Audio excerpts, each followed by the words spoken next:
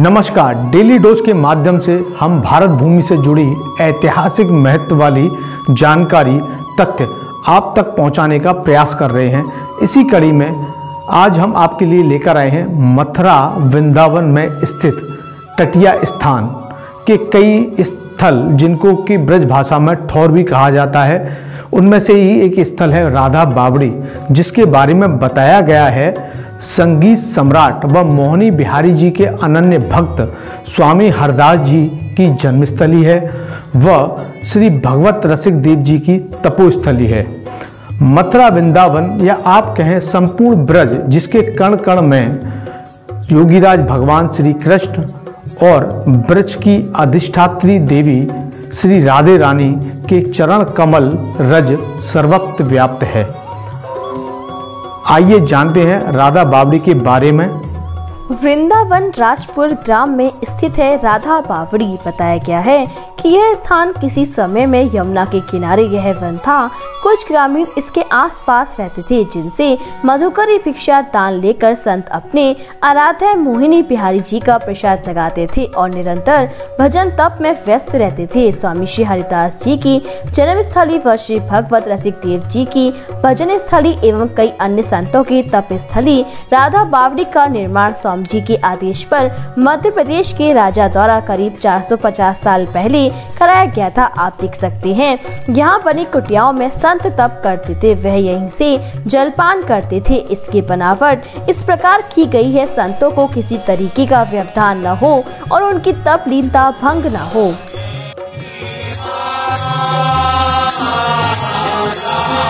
स्वामी हरदास जी महाराज की तो राजपुर ग्राम में जन्मभूमि है। भगवत रसिक देव जी महाराज की भजन स्थली है। तो तटीय स्थान ललित किशोर देव जी महाराज, ललित मोहन देव जी महाराज से रहे भगवत रसिक देव जी महाराज, उन्होंने न भजन साधन किया। तो ये सब तटीय स्थान की आश्रम है।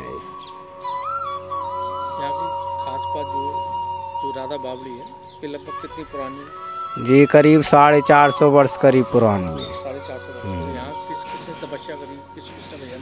अब भगवत रसिक देव जी महाराज रहे, फिर छोटे मोटे संत सभी रहते चले आ रहे। सिद्ध तो ज़्यादातर भगवत रसिक देव जी महाराज हुए। वो यहाँ से उठ के चले गए इलाहाबाद। इलाहाबाद में दरिया दारागंज में उनकी समाधि बताते हैं। फिर वो यहाँ से जाने के बाद में इलाहाबाद में उनका शरीर पूरा हो गया। तो स्वामी हरदास जी की जन्मस्थली है। तो यहाँ पे जो जैसे राधा बावड़ी बनी हुई है, पीछे जो बनी है, तो ये किसने बनवाई? जी कोई MP के कोई किसी राजा ने बनवाई। ये बनवाया। एक प्राण वल्लभ मंदिर है, एक राधा बिहारी तटीय स्थान में जो डीग से ठाकुर जी आए के विराजमान हुए। वो गुरु चेला थे ललित मोहन देव जी महाराज, ललित किशोर देव जी महाराज। चेला हंसने लग रहे दरवाजे पे। नु भाई चेला, आज तुम कैसे हंस रहे हैं, क्या खुशी है तुम्हें? नु गुरु जी आज नए ठाकुर जी आने वाले हैं डीग से। तो थोड़ी देर बाद में वो ठाकुर जी आए गए। तो गुरुजी बोले नु वाकई में तुम तो भाई सिद्ध हैं, तुमने पहले ही आते ही बता दी। तो वो ठाकुर जी रात का भाई तटीय स्थान में विराजमान है। प्राण वल्लभ बिहारी जी विराजमान है। दल्लान बाग में राधा शरण देव जी महाराज, उनको देखी यूँ पता नहीं मैं पुरुष हूँ कि स्त्री हूँ। माता जी जैसा शरीर हो गया उनका। खूब आते हैं, दर्शन करने आते हैं। अब बाबा सब चले गए ना, ना 2-4 ही हैं।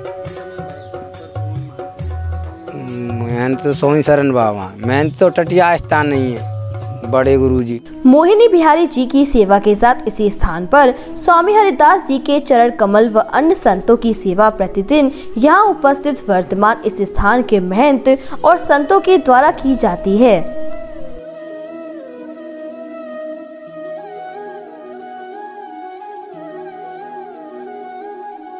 गिरिराज बाबा सोई शरण बाबा ने विराजमान कर दिए और स्वामी हरदास जी महाराज की चरण पाद का, भगवत रसिक देव चरण पाद का सब विराजमान करी मंदिर में। और ये स्वामी हरदास जी के सामने करुआ जी ले लो छवि तुम। तो वहाँ के बिहारी प्रगट थे उस समय की करुआ जी हैं यहाँ, छवि में दर्शन है। तो ऐसे सब चरण विराजमान है यहाँ स्वामी जी के, भगवत रसिक देव महाराज, भगवान दास जी महाराज की सब दर्शन विराजमान है। स्वामी हरदास जी के चरण पाद का मंदिर सब विराजमान है, ठाकुर जी विराजमान है। कहा जाता है मोहिनी बिहारी और संत सेवा के साथ यहाँ वृक्षों की सेवा, गौ सेवा व पक्षियों की सेवा सर्वाधिक महत्व रखती है। यहाँ मौजूद वृक्षों के बारे में हमने जाना तो बताया गया है, एक बार ठाकुर जी के पेट में दर्द होने पर करील वृक्ष पर आने वाली टैटी का औषधि रूप में प्रसाद लगाने पर उनका पेट दर्द ठीक हो गया। वृक्ष की पहचान भी है करील का वृक्ष। श्री हरदास कुंज बिहारी, ये वृक्ष करील का श्री कृष्ण भगवान के समय का है। इसको ठाकुर जी का टेंटी का अचार भोग लगता था। तो स्वामी हरदास जी महाराज के समय में माधवदास जी जगन्नाथपुरी से आए थे। तो स्वामी हरदास जी महाराज ने शिष्यों से किया कि बाबा को भाई प्रसाद दो। तो मंदिर में देखा तो प्रसाद कुछ नहीं थे, भुंजे चने थे। तो पुजारियों ने चने दे दिए और जगन्नाथ बाबा माधवदास जी बाबा ने जमुना के किनारे जा कर के भोग लगाया ठाकुर जी का। तो ठाकुर जी ने चने पाए, बांके बिहारी जी उधर में दर्द हो गया।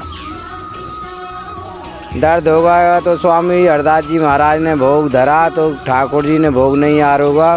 तो अशुपात होने लगे ठाकुर जी के। स्वामी जी बोले आज कोई जय जय के कोई परेशानी है।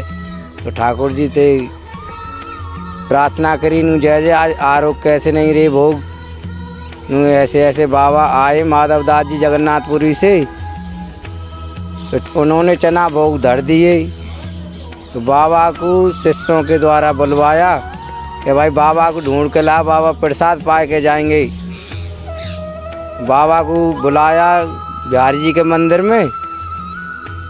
तो बाबा ने देखा कि भाई बाबा ने कैसे बुलाया, बाबा प्रसाद तुम पा के जाना।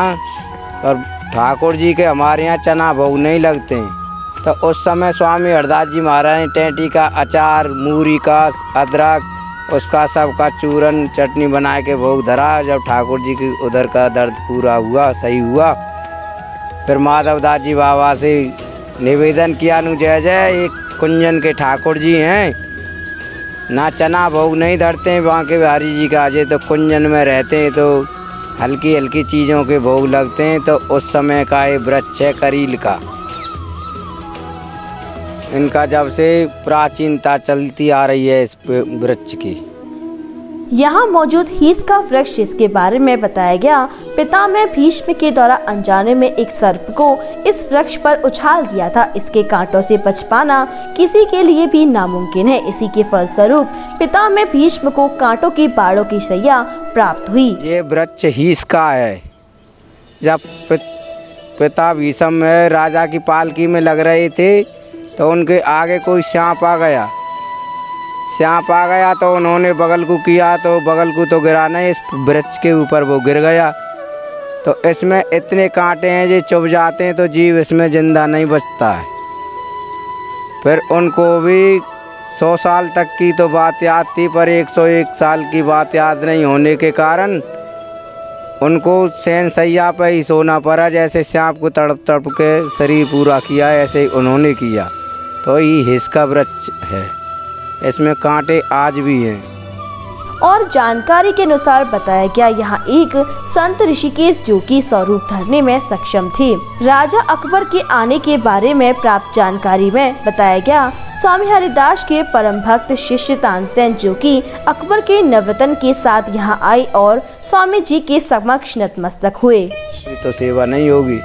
तो स्वामी जी ने ये यज्ञ करी कि तुम आना मत कभी, और वृक्ष ने कोई हरे भरे पेड़ ने नहीं कटवावे और मोर बंदरन को चुगवा डालना, तुम जाओ यहाँ से। फिर स्वामी जी के समय में अकबर और तानसेन गए तो इतनी बड़ी स्वामी हरदास जी महाराज की चित्रकला से 2 छवि बनवाई। गुरु समझ के वो ले गए, एक टटिया स्थान में भेंट करेंगे। तो वो आज भी बुधवार को दर्शन होते हैं, अब कराते नहीं है, पहले होते थे। ये तो परंपरागत लिखी हुई हैं उनकी, मतलब सम्मत। और वे स्वामी हरदास जी कौन कौन सम्मत में भये।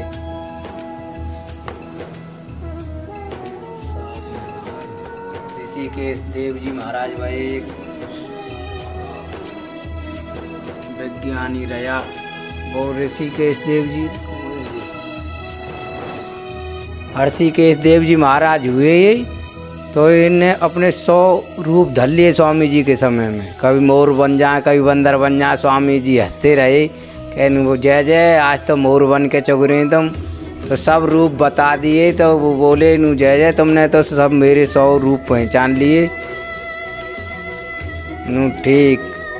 तो स्वामी जी बोले नू भाई हम अंतर्ध्यान हो जाए, हमारा पता लगाना। तुम कह भाई कहाँ गए स्वामी जी? पर अंतर्ध्यान होने के बाद में उसको कोई पता नहीं लगा स्वामी जी कहाँ रहे। फिर प्रकट हो गए।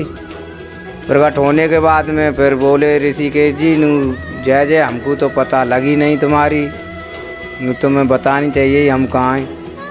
फिर उन्होंने क्षमा मांगी, दंडोत करी नू प्रभु जे वे समारोह खत्म हो, हम तो ठाकुर जी की सेवा में लीन रहे, ऐसी विद्या बता। ये तांत्रिक विद्या तुम्हारी ये भाई वृंदावन में काम नहीं करती है। योगीराज भगवान श्री कृष्ण और श्री राधा रानी के प्रेम की प्रतीक इस भूमि और स्वामी हरदास जी की जन्मस्थली के बाद हम तटीय स्थान के अन्य स्थान या कहें ठौर से जुड़े रोचक तथ्य आपके लिए लेकर आएंगे। आज की जानकारी अगर आपको पसंद आई हो तो चैनल को ज़रूर लाइक करें, सब्सक्राइब करें और वीडियो को शेयर करें। धन्यवाद।